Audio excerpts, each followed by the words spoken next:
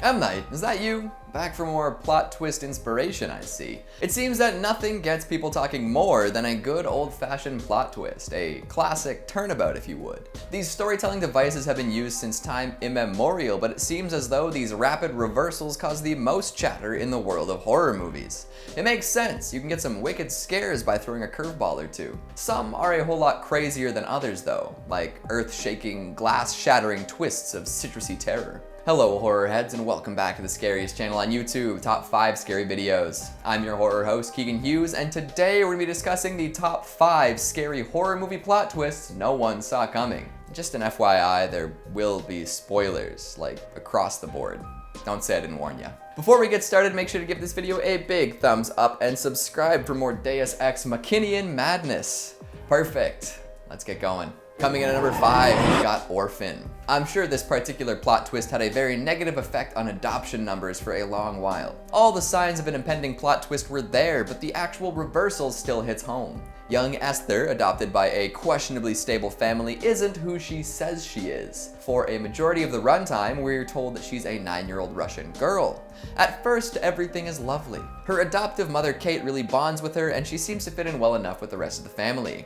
Teenager Daniel doesn't trust her, but what 12-year-old willingly welcomes another younger sibling into the home, right? Well, things only stay nice for so long, and we soon realize that Esther is more dangerous than she appears. For a majority of the movie, it only seems that she has a checkered past and has been in and out of mental institutions. The whole plot seems to hinge on this as more and more is revealed. She's violent and vindictive and seems to be dead set on destroying the Coleman family. As Kate zeroes in on the truth, Esther makes it look like she's back on the liquor, which pushes her husband John away with the kids. Again, up until this point, it just seems that she's a little too smart and a little too attached. But the plot twist is that this 9-year-old girl is actually a 33-year-old woman with a hormonal disorder that has essentially caused her to live her whole life looking like a little girl. Esther, or rather Lena, has gone from family to family, attempting to seduce the fathers and killing everyone in the process. The weird amounts of knowledge, adult knowledge. Those weird ribbons she refuses to take off. They're hiding scars from attempted straitjacket escapes.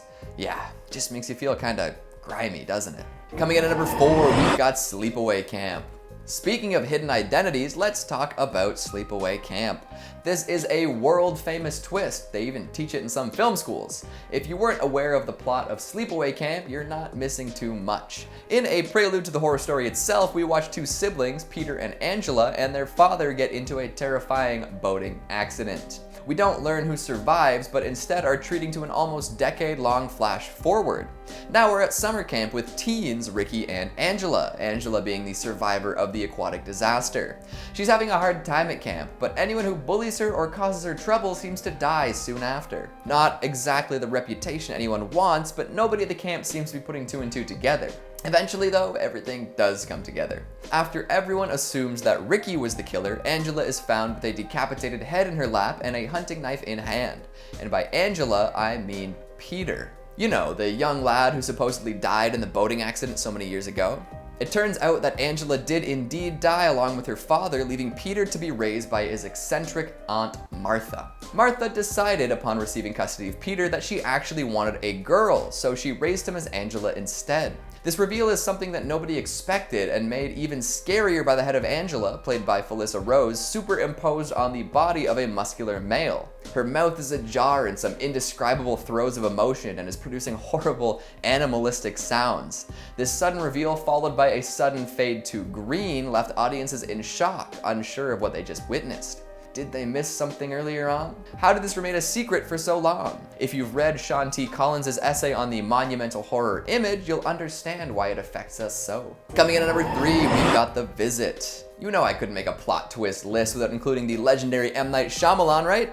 I deliberated and ruminated for longer than I'd like to admit on my specific selection. There are just so many classic twists out there. Should we discuss the water weakness of the alien invaders from Signs? Or would it be more topical to include the imagined evils outside the commune in The Village? Maybe the legendary twist at the end of The Sixth Sense has earned its place in history. But in the end, I wanted to pick one that no one could have seen coming because it's just so out there. You guessed it, we're talking about the grandparents in The Visit. What a concept for a movie, eh? A mom sending her kids who have never met their grandparents to visit these total strangers. What could go wrong? Well, lots. Of course, the setup itself is kind of flawed. It seems as if there's been zero communication between the mom and the grandparents, and the kids don't even know what they look like. My goodness. Strange activities crop up quickly with arbitrary rules and old folks acting extra strange taking the forefront. Of course, the two tweens break the rules and discover something horrible. You ready for the twist? The real Nana and Pop are dead, locked in the basement. The senior citizens they've been cohabitating with are total strangers, escapees from a nearby mental institution. Truly something else. I mean, what other reason could they possibly have for holding the grandkids hostage, right? Although, considering the terms on which their mother and her parents broke ties, it's hard to imagine why the kids would be sent out there in the first place. My word. Coming in at number 2, we've got Shutter Island. I mean, somebody must have seen this one coming. Scorsese's Shutter Island was based on a novel of the same title, so any fans of the literature would have walked in knowing what they were in for. Your average moviegoer, however, must have been dumbstruck upon a first viewing. Tightly scripted and filled with all sorts of dread, the first half of Shutter Island plays out like a conspiracy theory. People disappear without explanation at the island-based Ashcliff Hospital, and it's up to Teddy Daniels and Chuck Owl to figure out exactly what's going on. However, as more clues are uncovered, more becomes obfuscated. Little bits and pieces are revealed, all with their fair share of confusion and enlightenment. There are no straight answers, even up until the very end. But the big villain behind the scenes, arsonist Andrew Latis, turns out to be a lot closer to Daniels than we thought. In fact, he's way too close. The twist, which is discussed to this day, is the reveal that Teddy Daniels and Andrew Latis are the same person. Latis is an inmate at the hospital, and Daniels is a delusion he's dreamed up. The entire plot, mystery, and all is a game put together by the doctors on the island to see whether they should go through with lobotomizing Latis or not. After discovering this, Teddy/Andrew has to make a decision. Does he want to live as a monster or die as a good man? Will he slip back into the Teddy persona and relive the mystery, or will he make an active choice and submit to the lobotomy willingly to escape his horrific past? Either way, anyone watching might want to go back and watch it again to see the first half with new plot twisty context. And finally at number 1, Psycho. So many things went right when Psycho was released. Hitchcock and Paramount wanted to keep everything as close to their chest as possible, taking extreme measures to ensure that first-time viewers would experience maximum shock. Most folks know that people weren't allowed to enter the theater once the movie had started during initial screenings, which was a bit of a departure from regular film etiquette at the time. But the secrecy went much deeper than that. Hitchcock bought all the copies of the book Psycho was based on to make sure that no details would be leaked. Studio executives and theater owners weren't allowed in on any story elements. They even shot the flick on the Universal lot to keep Paramount executives away. This might seem excessive, especially at the time, but it definitely paid off. Nobody expected the supposed main character, Marion Crane, to die off partway through the movie. And nobody saw the Mrs. Bates twist coming either. And these twists, paired with the secretive marketing, made for a word-of-mouth campaign that brought millions and millions of dollars in. And let's be real, the shower scene is one of the most iconic, unexpected horror moments of all time. If all this setup didn't happen, it's doubtful it would have been as effective. Well, did you see any of that coming? Were you able to predict my entries? Or were there some twists that you didn't expect? What is the craziest horror movie plot twist that you can muster? What about the lamest?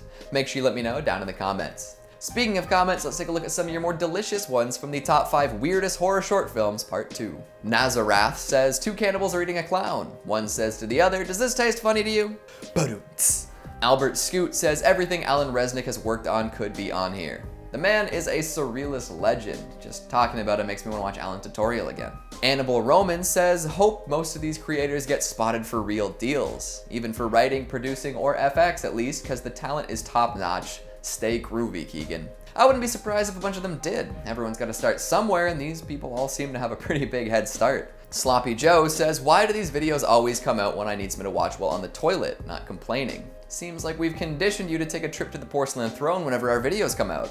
I don't know if we should be proud of that or not. And Shyboy69 says, yee yee, and shine on, you country diamond. And that's all the time we have for today. Before I spend $3,600 on candles, make sure to give this video a big thumbs up and subscribe for more feeble flexes. Thanks for watching, and I'll see you next time. And just in a prelude to the horror, Why did I write prelude? For essentially holding their grandparents. Whoop. Although considering the terms in which people disappear without explanation at the island-based Ashcliff Hospital. However, as more clues are uncovered, more becomes obfuscated. Paramount exclusives, whoops, Paramount executives away. Nobody saw the Miss Bates twist coming either. Mrs. Bates.